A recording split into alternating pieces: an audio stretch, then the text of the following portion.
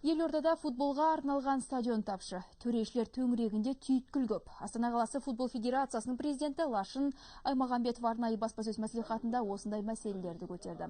Мамандардың айтуынша, аяқтаушыларға жағдай жасалмаса, спорттың бұл түрінің елімізде болашағы бұлыңғыр болмақ.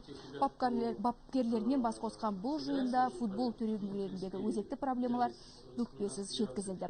Сонымен қатар жиын барысында Лашын Аймағамбетов бас қаладағы федерацияның ресми 3WFFI сайтын салтанатты түрде ашып, 2014 жылға жоспарланған бағдарламамен таныстырды. Это можно официально на него обращаться.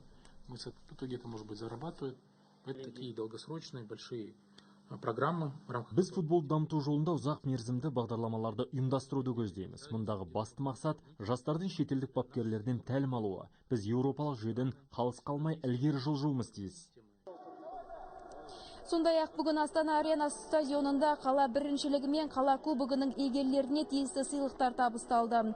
Өзара машықтығы анықталған бәсекеде ВР3 клубы Достар командасынан 3-0 есебімен басым түсіп, федерацияның супер кубогын иеленді.